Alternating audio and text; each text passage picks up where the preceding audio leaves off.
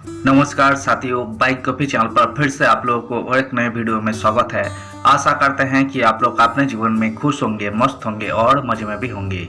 हमने आज फिर बॉलीवुड की बैकग्राउंड से जुड़ी हुई और एक रियल किस्से से आप लोगों को रूबरू करवाने वाले हैं।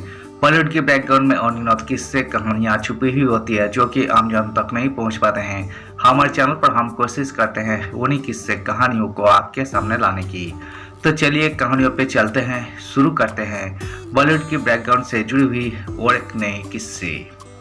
36 भाषाओं में गाने रिकॉर्ड करने वाली सिंगर जिसकी फीस सुपरस्टार से भी ज्यादा थी, दुनिया भर में आज भी है फैंस।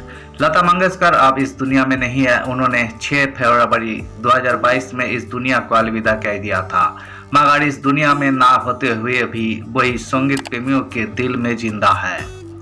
लता मंगेशकर एक ऐसा नाम है जो इस दुनिया में नहीं है, लेकिन उनका नाम अब भी जिंदा है और सदियों के लिए अमर हो चुका है। उनकी आवाज उनके ना होते हुए भी सदियों तक संगीत प्रेमियों के कान में शहद की तरह घुलती रहेगी और सुकून देती रहेगी।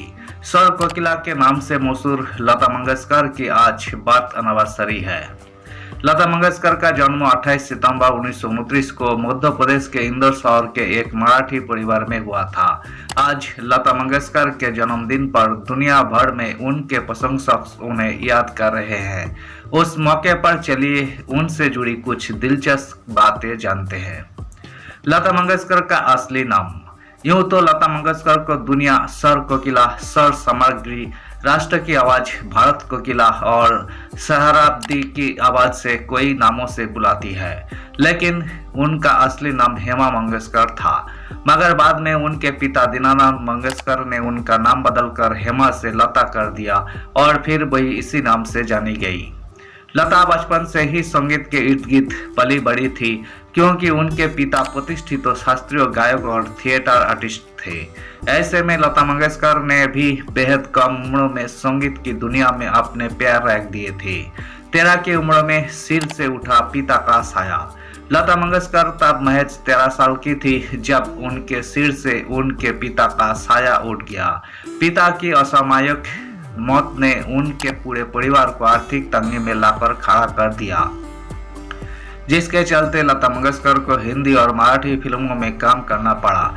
जी हाँ, लता मंगेशकर ने अपने करियर के शुरुआती दिनों में अभिनय भी किया था। उनकी पहली फिल्म पहली मंगलवार थी जो 1942 में रिलीज हुई थी। इस फिल्मों में उन्होंने सेना प्रभा प्रधान की छोटी बहन का किरदार निभाया था। इसके बाद वही मंझेवाल, गज भाव, बड़ी माँ, चिमू कला संसार और मंद जैसी फिल्मों में नजर आई। लता मंगेशकर की पहली फीस। लता मंगेशकर को उनकी पहली फीस के तौर पर मात्र 25 रुपए मिले थे, लेकिन धीरे धीरे उनकी लोकप्रियता और उनकी आवाज का जादू हर तरफ छाने लगा। 70 के दशक में लता मंगेशकर इंडस्ट्री की सबसे महंगी गायिकाओं में से एक थी। उनकी फीस इतनी ज्यादा थी कि कई बार फिल्म निर्माता के लिए भी उन्हें अपनी फिल्मों में लेना असंभव हो जाता था और एक समय ऐसा भी आया जब उन्हें सुपरस्टार से भी ज्यादा फीस मिलने लगी थी। गिनीज बुक में भी दर्ज हुआ था नाम। लता मंगेशकर का नाम 1974 में Guinness book of world record में भी दर्ज किया गया था। सबसे ज्यादा गाने रिकॉर्ड करने वाली कलाकार के रूप में उनका नाम गिनीज बुक में दर्ज किया गया था, लेकिन इस दावे पर मोहम्मद रफी ने आपत्ति जाहिर की थी।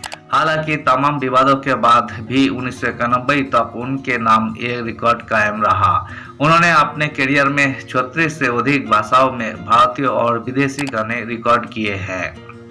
लता मंगेशकर का पहला और आखिरी गाना। लता मंगेशकर ने पहला हिंदी गाना 1946 में आई आपकी सेवा में के लिए रिकॉर्ड किया था और उनका आखिरी गाना 2019 में सौगंध मुझे इस मिट्टी की था।